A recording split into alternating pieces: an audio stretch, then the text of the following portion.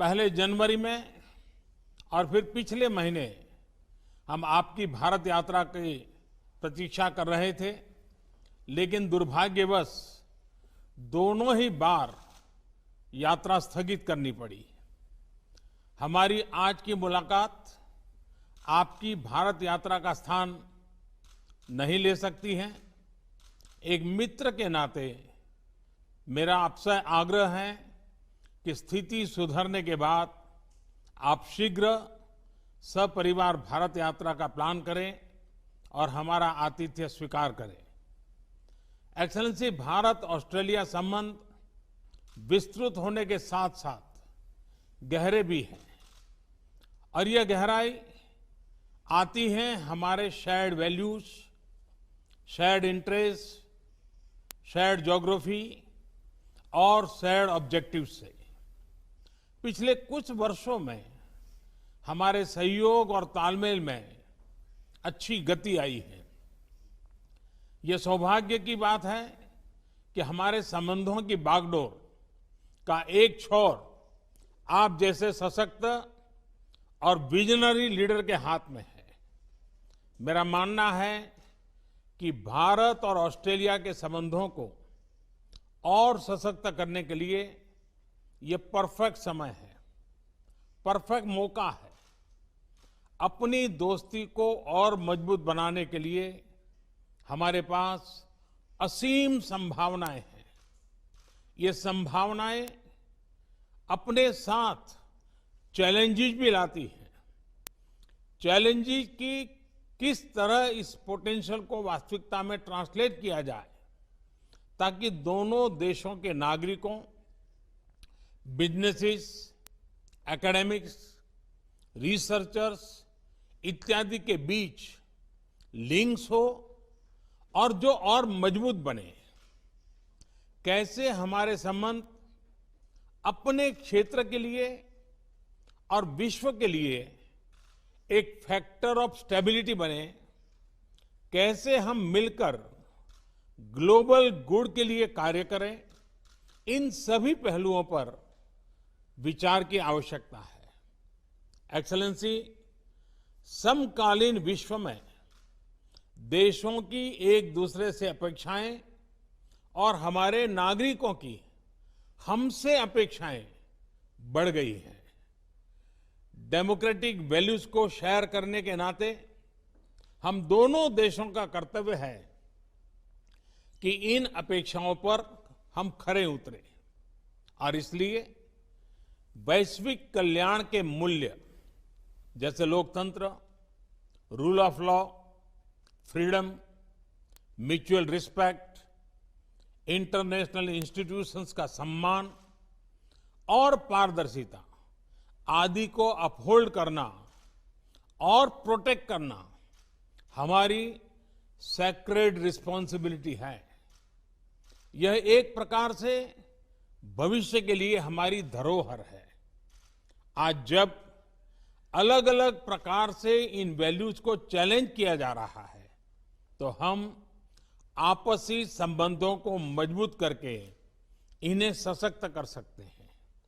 Excellency, Bharat Australia के साथ अपने संबंधों को व्यापक तौर पर और तेज गति से बढ़ाने के लिए प्रतिबद्ध है। यह न सिर्फ हमारे दोनों देशों के लिए महत्वपूर्ण है बल्कि इंडो पैसिफिक क्षेत्र और विश्व के लिए भी आवश्यक है। मुझे प्रसन्नता है कि हमारे विभिन्न इंस्टीट्यूशनल डायलॉग्स हमारे संबंधों को और सब्सटेंस प्रदान कर रहे हैं।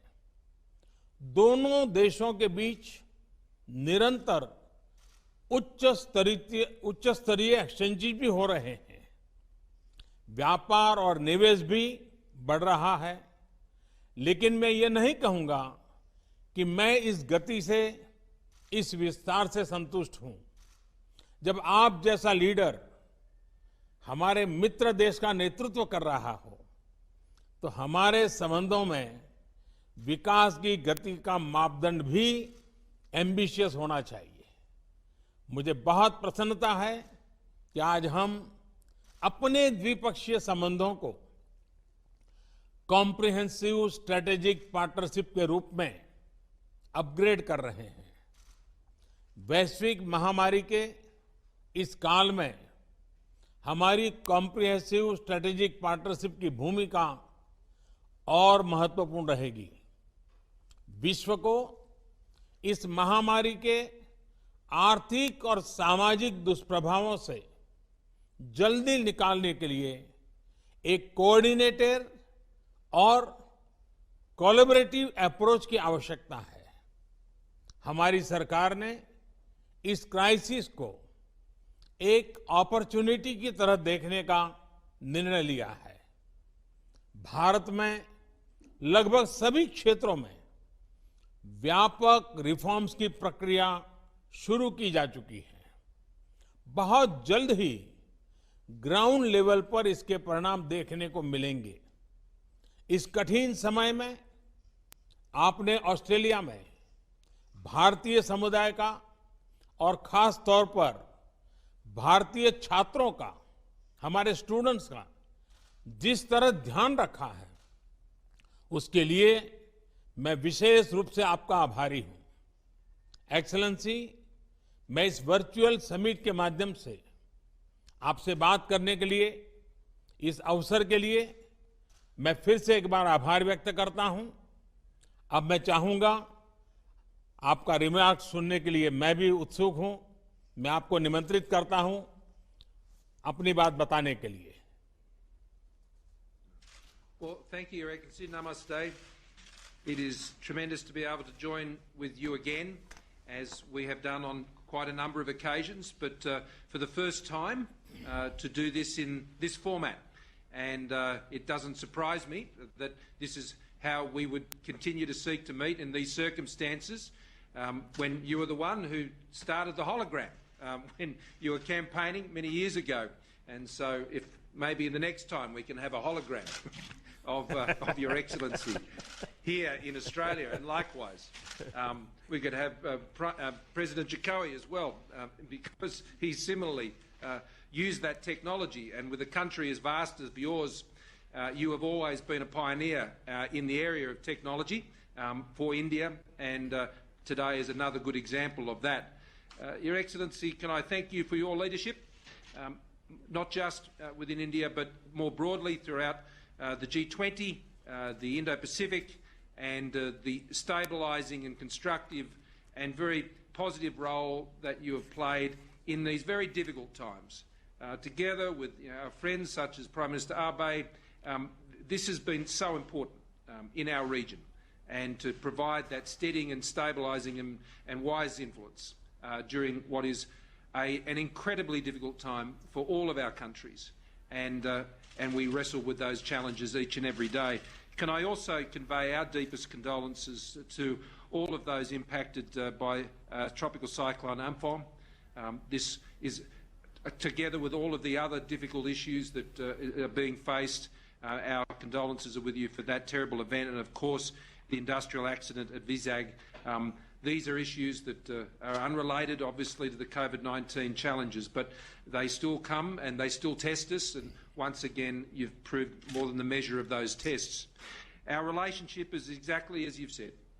It is a very, very comfortable relationship. It is a very natural relationship, so much in common, so much shared, if not in language always, certainly in the things that matter and the values that we hold.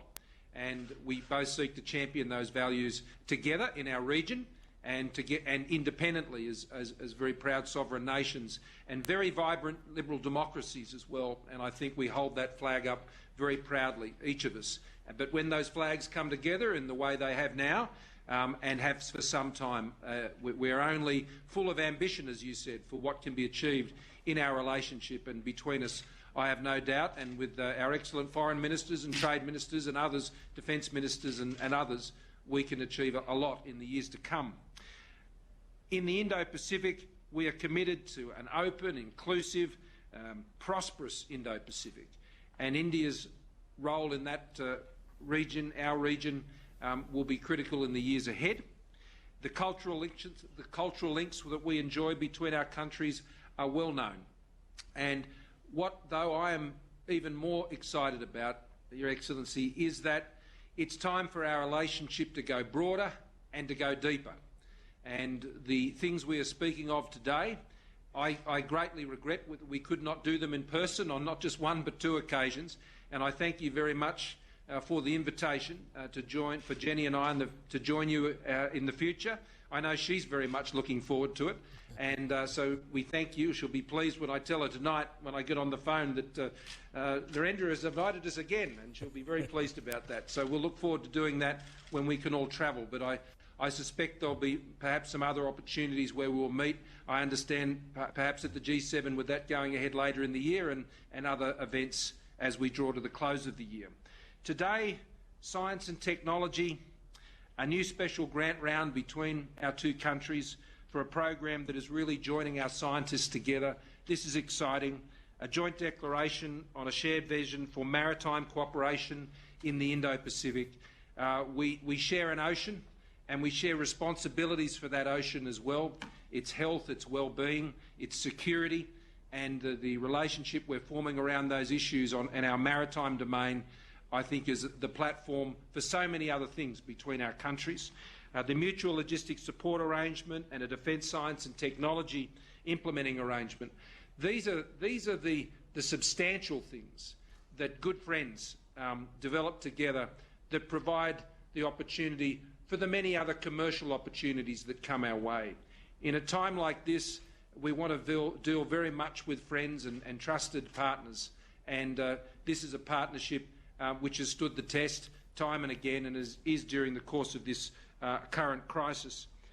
We share a vision for open, free, rules-based multilateral systems in our region, whether that's in the health area or it's in trade or in other places. We engage in those as confident but sovereign nations, advancing, of course, our own interests and mindful of our own domestic challenges. And I think you've navigated that path incredibly well, and we thank you for the way you continue to engage in those fora in such an open and honest and transparent way. The trade and investment flows between our country are not where you or I would both like them to be, but they are growing, and they can grow a lot faster. But I think the comprehensive strategic partnership that we are forming today, going to a whole new level of relationship, will continue to build the trust, because we want commercial and trading relationships that are built on trust. We already see a great movement of peoples in normal times between our countries, and I thank for your comments about the hospitality that is extended to Indian students here in Australia, and we want to continue to see that happen. And we want to see Australian students studying in India as well, as we support and would like to support through the programs that we run here from Australia. I also want to commend India on its leadership in these multilateral forums, particularly on taking over chair of the World Health Organisation's executive board. This is a very important time to be chairing that executive board, and I have no doubt that the way that will be led under India's leadership will be critical to how we deal with the many difficult problems that we are encountering globally, particularly in the health area. So as we announce agreements also in cyber and science and infrastructure, trade and education, this is a grand portfolio of specific and very practical arrangements that give form and substance to the comprehensive strategic partnership. You and I have both, you for much longer, have been dealing in these international issues for a long time, and there are many relationships and partnerships, but we know they don't come to anything if we don't put in the practical building blocks and agreements that sit under the relationship that actually contribute to the prosperity and the progress of the relationship between our two countries. So today is a very good opportunity to extend that. It will be extended also in the agreement that we have to commit to Foreign and Defence Ministers meeting in a regular 2+2 format. I think that's a great step forward. The relationship also we have with partners in the region, particularly Japan, Indonesia, Vietnam, the United States, others, is very important, and we are both enthusiastically pursuing those bilateral relationships, but increasingly in multilateral fora, both informally and formally. That is providing, I think, a basis of stability in our region which we can all share in, and we can drive the prosperity from. So I look forward to this first Australia-India Leaders Virtual Summit today. I wish I could be there for what has become the famous Modi hug, and while not, and be able to share my samosas, which I thank you for. We had a bit of fun with that on the weekend. So next time, it'll have to be the Gujarati Kishti, which I know is a keen favourite of yours, and you've mentioned to me before. So I'll try that out in the kitchen before next time we meet in person.